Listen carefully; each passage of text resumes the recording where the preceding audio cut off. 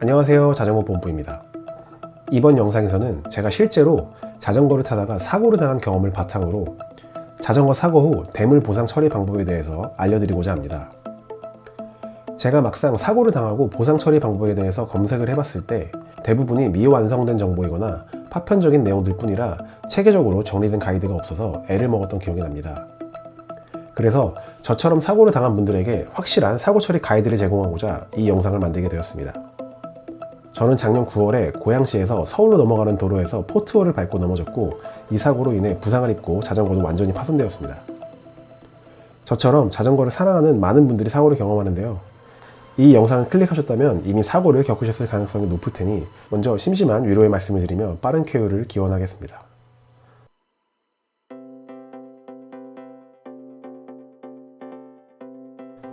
이제 사고 후 보상을 어떻게 받을 수 있는지 설명해 드리겠습니다.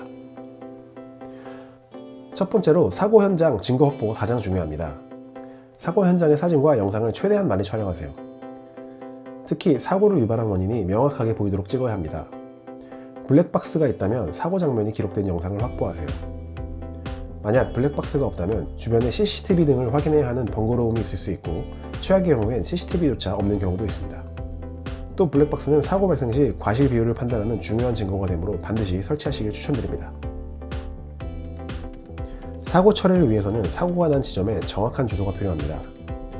네이버 지도에서 사고 발생 지점을 길게 눌러주면 사고 지점의 정확한 주소를 알 수 있습니다.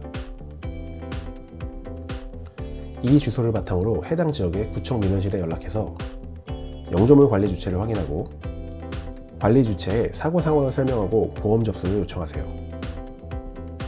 포트홀 사진, 사고 영상, 자전거 파손 사진 등을 증빙 자료로 제출하면 보험 접수가 진행됩니다.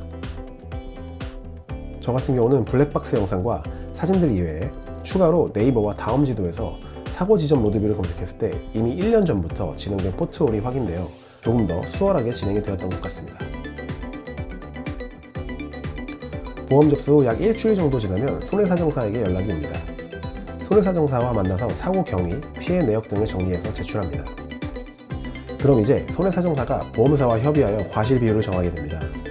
일반적으로 영조물 사고의 경우 기본적으로 5대5에서 시작해서 사고 환경에 따라서 과실 비율이 조정됩니다. 저 같은 경우에는 밤에 사고가 나서 포트홀을 전혀 볼 수가 없었다는 점을 인정받아 7대3의 과실 비율이 결정되었습니다. 과실 비율이 결정되면 보상금을 받기 위한 절차를 진행하셔야 합니다. 보상을 받으려면 자전거 수리 견적서가 필요합니다. 견적서는 자전거 사고 견적을 내어주는 샵에 문의를 하여 진행하면 되는데 일부 샵에서는 보상금을 높게 올려준다는 명목으로 총 보상금액의 10%에 달하는 높은 수수료를 요구하는 곳이 있습니다. 높은 보상금액 책정을 위한 견적서 허위 기재는 보험 사기에 해당하므로 주의하셔야 하고 이는 명백한 범죄 행위임을 인지하셔야 합니다. 정확하고 정직한 견적을 받을 수 있는 샵을 찾아 3에서 5만원 정도의 수수료를 지불하고 견적을 받는 것이 가장 좋습니다. 자전거 샵에서 수리 견적을 받아 손해사정사에게 넘겨주면 이제 구체적인 보상 처리가 시작됩니다. 전손 처리란 자전거를 보험사에 통으로 넘기고 보상금을 전액 받는 방식이고 미수선 처리는 자전거를 직접 수리해서 사용하고 보상금의 일부를 받는 방식입니다. 과실 비율과 감가 그리고 파손 정도를 잘 파악해서 본인에게 최대한 유리한 방식으로 보상을 받는 것이 좋습니다. 저는 프레임과 휠 그리고 의류나 헬멧 등의 용품은 전손 처리를 하였고 구동 등은 미수선 처리를 했습니다.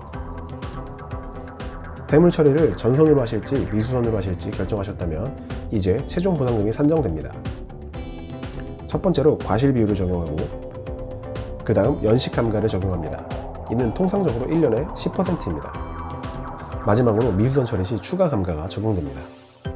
예를 들어 피해 금액 1000만원 기준으로 7대3 과실 비율이 결정된 경우 1000만원에서 30%가 감가된 700만원이 되고 만약 구매한 지 1년 정도 된 자전거라면 여기서 추가 10%가 감가된 630만원이 최종 보상 금액이 됩니다. 만약 미수선 처리를 원하시면 추가로 10%가 더 감가된 567만원이 최종 보상 금액이 됩니다. 저는 이러한 과정들을 거쳐 최종 대물 처리를 마무리하고 보상금이 입금되기까지 약 3개월이 소요되었습니다. 마지막으로 이 모든 과정을 간단하게 요약해 보겠습니다. 사고 발생 시 가장 중요한 건 증거 확보입니다. 블랙박스, 사진, 영상 등을 최대한 많이 확보하시고 네이버 지도에서 사고 위치 확인 후 해당 구청 민원실에 연락하여 보험 접수를 요청하시고 손해사정사와 미팅하여 사고 경위 및 피해 내역을 제출합니다. 자전거 수리 견적서를 확보 후 제출합니다. 여기서 불필요한 수수료를 요구하는 샵을 주의하시고요. 그럼 과실비율 및 보상 절차가 진행되고 전손 또는 미수선을 선택하신 다음 추정 보상금을 수령하시면 사고 처리가 완료되게 됩니다. 자전거 사고 처리에 대해서 더 궁금한 점이 있으시다면 댓글로 남겨주세요. 제가 아는 한도 내에서 최대한 자세히 답변해 드리겠습니다. 다음 영상에서는 대인사고 처리 방법에 대해서 다루도록 하겠습니다. 이 영상이 도움이 되셨다면 구독과 좋아요 부탁드리고요. 자전거 타기는 즐거운 만큼 언제나 위험이 따르니 항상 안전 라이딩 하시고 사고 없이 즐거운 라이딩 되시길 바라겠습니다. 그럼 다음 영상에서 만나요. 안녕.